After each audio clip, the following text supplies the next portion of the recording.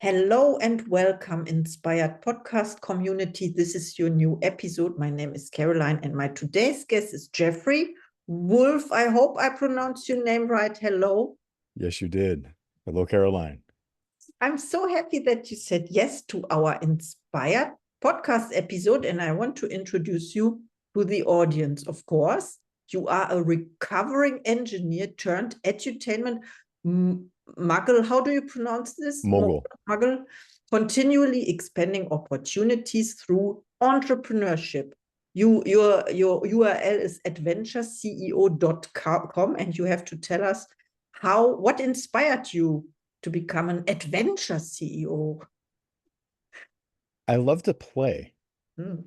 And it turns out that as we play, research has shown we learn and retain much more and do it much faster, which I looked at that and said, as an engineer, I can spend the rest of my life inside a windowless building, often from before sunrise to after sunset, or I can go out and play and help people achieve their mission in life faster. Yeah. Especially working with executives and business owners. So there's a lot of leverage in that in terms of being able to create opportunities for other people. As we grow our businesses, that creates more opportunities for other people to get a start and move towards what they want to achieve in life. So they are playing too? Yes. You are playing with them? So that sounds Yes. funny. Mm-hmm. So, and it's also about, as we go through leadership development, as we acquire new skills or help our teams acquire new skills, to do that in a playful manner is much more powerful. And we really need to enjoy the journey. And a lot of times it's just, things. I sat through a 4-day long industrial statistics course early in my career. And that could have been deathly boring. Mm-hmm. However, excuse me, still gets me choked up, as it was an inflection point in my path in life. The gentleman who had a PhD in applied math, which isn't really a good sign. That's like saying, "Oh, you have to see this great comedian. He's an engineer." It just doesn't. It's not necessarily going to be exciting. But he conducted the coursework in a way that was entertaining. It was engaging, and it was very hands-on, which is a big difference between education and training. Training is about acquiring and applying a new skill. Education is about, how do we build our operating system, our database, our knowledge base more. So, Yes, I understand. Okay. And who inspired you or who inspires you today? Are there coaches you have? oh yes, multiple. I have multiple coaches. My wife is a great coach. We talk a lot and inspire and coach each other because we have complementary strengths and perspectives. Larry Broughton of Broughton Hotels. He started his career as an Army Ranger, Green Beret, Special Forces gentleman, and took the skills and habits from that into the business world, was successful, and then launched another career helping others become successful in business as well. He's a great leadership developer. Ken Walls uh, is a great mentor and friend. And he's very much about live streaming, about business building, communication. Glenn Morshower, who is a very successful actor. He's been in several series. The Resident was one of his most recent series on ABC in the United States. He's a great mentor because he focuses on, he says in acting, our emotions need to be right near the skin level, just below the skin level, so that they can access that as actors. But that means you need to be very grounded. So he focuses very much on people development, and he's become a great mentor as a result of that. Those are a few. Steve Ogg, my first boss out of college, gave me an opportunity to change my life and perspective of what was possible. Wow, that's amazing. Just a few, it's just a constant thing, and it's great to be in a position in life, in a season, I think is more appropriate way to put that, in life, where I'm able to then do the same for others as well. Oh, yes, yes. So you get inspired and you inspire other people. And how are you doing this? We do it through podcasts like this. I started a radio show in 2014, and that is interviewing leadership series. It was called Leadership Insights. And it was a series that was really interviews with people that I had worked with over the years, Mhm. because I've met some really amazing and fun people. So, presidents of big companies, former dean of Pepperdine University's Business School, where I studied for my MBA, an executive who was a CFO with the uh, a British supermarket chain, Tesco. Then they sent him to the U.S. to work with the company, and he was on his way to Amazon from there. So he did an interview. So it's just an amazing mix of people, of men and women that I really had the opportunity to meet and the honor to learn from and become friends with, and that helped propel doing more of that. So we do a lot of live stream, a lot of podcasting. I've been involved with doing training since earlier in my career. I got forced into, as an engineer at the time, it felt like being forced into the company's training department. Learned a ton and really discovered that I enjoyed doing that. Part of it is I enjoy being on stage, so that was fun. And that's where the inspiration say, hey, you know what? I love to learn. I'm perpetually curious. I love to explore things and go out and hiking and swimming, boating, do those types of things. How can we put all that together in a way that then makes it possible to do training events that are as adventurous and engaging? So that really fires that curiosity for people, and feeds that and helps to say, okay, now let's be curious. Let's see what we can learn. Now let's put that to work in our careers. Wow, I love what you said about the radio show as well. And then you talked about being on stage. How does this fit together? And are you still doing the radio show? The radio show is now, we went to television in Mhm. 2019. And then after the excitement of 2020, we shifted to live stream during the Great Lockdown. Mhm. And we're continuing to do live stream episodes. We're relaunching the Leadership Insight series as we do live interviews. So then we're going to then re-edit those and release them as podcast episodes on Spotify. So yeah, it's continued that way, which is fun. Yes. And that keeps me on stage. I love that because I started my podcast in December. I was hesitating since 2007 when the Hmm. podcast came up. I always wanted to do this, but I was too afraid to speak. And you are now episode 232, and it works, and I love Whoop, whoop. woo woo. And I love what you said also about the live stream, but you are not doing live stream 24/7, I think. No, no, no. So No? we do content production. Mhm. Just like I'm editing a short film, we're producing a couple short films.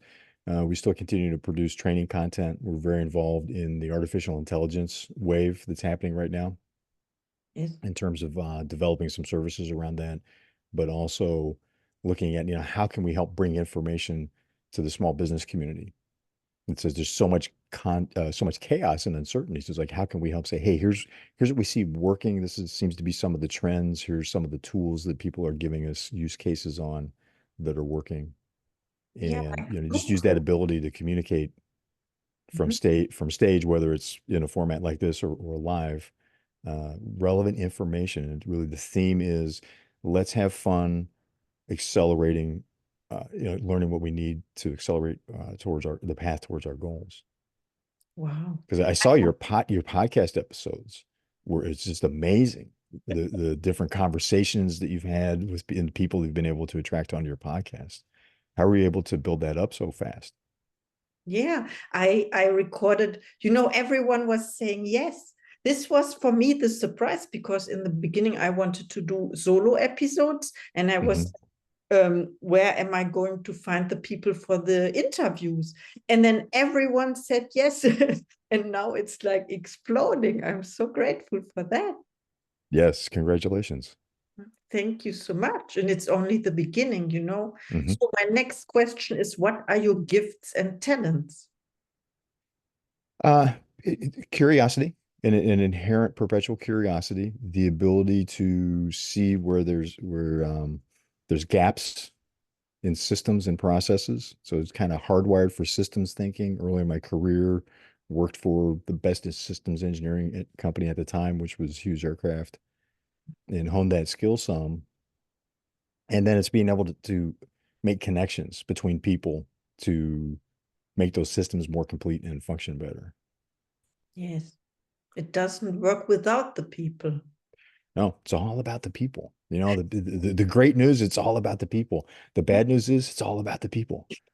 People complicate everything. It's Yeah. like from a leadership perspective, it in teaching is very much a leadership role Mhm. in the classroom, in the podcast environment. You know, it's about helping developing people for their best interest and in the best interest of the mission of the organization that you're working with. Yes. And it's a very challenging role because that was a breakthrough for me going, wow, as from a leadership standpoint, that's really the essence of it. It's about developing the people so that together we can meet the mission that we've come together to complete, to achieve. And I missed that for an embarrassing amount of time into my adulthood. Mhm. Okay, you talked about the mission. We always have mission and vision. And yeah, that leads me to my next question about your goals. Do you set goals for yourself? And what is one of your goals for 2024? Uh, Thank you for that. We do have goals, and the goal for 2024 add is to really have more of an impact in this whole artificial intelligence wave. It's like, okay, all this stuff is happening. That's great for those of us that aren't data scientists or otherwise technically engaged with artificial intelligence, creating new artificial intelligence tools. How do we apply that in our lives and our businesses? How do we use that in a way that helps us, excuse me, advance towards our goals, achieve what we want to achieve?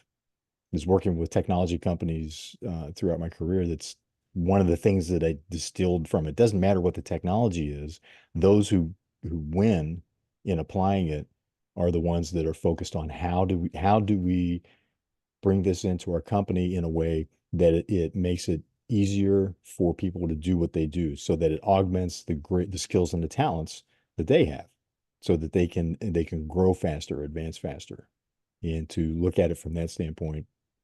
So we're involved in a beta test for a product that launched last fall. We've got another service in development around that that helps with employee engagement. So it's a more engaged, to help business owners create the environment that people want to work in, where they go, wow, I'd love to be part of what you're doing, Yes.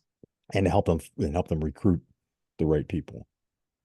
To continue with the podcast series that we're doing, get more leadership information out on that, so that we're releasing once a week as we move into the rest of this year. And in terms of like real tactical, it's like to be able to affect at least 100 businesses throughout the year. Oh, I love that. Okay, so you mentioned to have a beta platform or launch or whatever you call it. So I learned that the when you introduce a new technology, so you have to prepare the people, of course. So otherwise, there's resistance and they won't use it. How would you do this? It's within companies, it's really about the communication and training. And I think that's where I've seen the most consistent, and really since research on that question started to come out in the early 1990s was the first time I saw a reference, excuse me, that 70% of the companies don't, 80% of the companies don't succeed in getting the technology used. And the key is, excuse me, communication and training. It's like we hand a tool to someone and they're going, okay, here you go. Or we'll send them to a training course for a day and then wonder why they're not used, why aren't we getting the result that we wanted? So it's about really bringing that whole support system to the table so that everybody, including management and leadership, is getting training. There's a plan in place that supports, excuse me. So you just I get excited and get choked up about this. Yes, of course. So it's doing that follow-on coaching to go, hey, okay, Mhm. we went through, say, it could be a day, it could be 30 days of training. Now, let's, at least for the next 90 days to 6 months, let's look at how is that being used? How are we resolving the issues that are going to come up? Because they are. As soon as you start to implement, all kinds of problems start popping up. And often that can be misinterpreted as, oh, this isn't working. Look at all these problems. It's like, well, no, it's normal. The better it's handled, the fewer the problems. However, there will always be problems. So Mhm. let's work through those. Let's make the changes, adapt as needed in order to work with what crops up that wasn't foreseen, and make sure that we're getting what we need in terms of the results. Wow, I love that. And I understand now that it's about communication, and also that when we use or when we dissect the word beta test, and it's really a test. A test not only for the tech stuff, but also for the patience, for example, of the people. Indeed. Yeah, I think so. Yeah. Very, very true. Because it's about here. We've created this, we've tested it and worked with it. It seems to work. Here, let me hand it to you. Now break it. Mhm. Oh, yeah. Here, let me hand it to you and watch you use it to see what you're thinking of that we didn't think of in Mhm. terms of how now that it's in your hands, how you'll actually use it and go, oh, we didn't, okay, that's really cool. We didn't think about that. Oh, that doesn't work. Yeah, we didn't think you were going to use it that way. So of course we didn't add that or make it easy to do what you're doing here. Let's make some adjustments Mhm. so that it functions, so that you're having a good experience with it. It's a powerful tool, and then we'll roll it out to more people after we get through that phase. Wow, that's amazing. Thank you so much. I learned something, and I have one last question for you. And it is, when people reach out to you, and they will, and please reach out to Jeffrey, he's amazing. Do you have a special offer for our Inspired podcast community? You know, and actually I do. We just finished putting together, it's still in final editing. We've just finished putting together an executive summary for small business owners how on best practices, if you will, or a summary of what's going on with artificial intelligence, which includes some case studies in terms of how businesses are using it that we've gotten feedback on that would be helpful.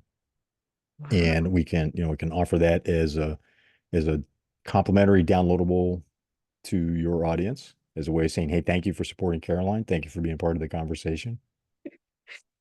So much. Oh, thank you, because I think most of the people have not implemented AI yet. Maybe they are afraid, me included a little bit. I use it, but not to the extent, how I could use it, I think. And if you have a last message now for our audience, that would be great. Fail faster. What was it? And fail faster. Mhm. And what I mean by that is be curious, see something, go, even I always like to ask two questions, what's working well? What can we do even better next time? Because we're always testing and experimenting, which leads to failures. The more that we do that in little ways, not in big ways, it's not like, hey, let's do something that's going to risk it all on one step that we're taking, but find ways to constantly, listen very carefully to customers, to colleagues, and go, oh, you know what? We could just make this little adjustment. Let's see if this works better. It's like, oh, well, didn't really. That didn't work. That worked pretty good. Okay, so now we'll do that. That'll become our standard operating procedure, and keep doing that. You'll fail more than you succeed with that. But that approach, if you're failing faster, you'll walk right past your competition. If you're running a business, if on an individual level, on a personal level, the more that I am testing things, trying new things, and first time I do something, I don't do it very well. I don't like that experience. So I have a little emotional barrier to it, but it's like, okay, I understand. Here, let me take this step. We have a saying, first is worst. right? The first time you do it, you'll never do it that badly again. So it's continuing to do it a little bit better, and reframing the perception of the errors and mistakes and failures that happen along that path, because they're just the natural part of growing, of gaining new skills, gaining new perspectives. And doing enough of that, what happens is then that opens the door, because on that path is a lot of little wins. And eventually something happens that is all of a sudden a big breakthrough. And it becomes a radical improvement that happens very fast. But we can't get to that without failing faster in that process of experimenting. Wow, this was a great message for our audience. Thank you so much. I learned so much. Yes. Thank you, Caroline. Thank you, and see you in the next episode.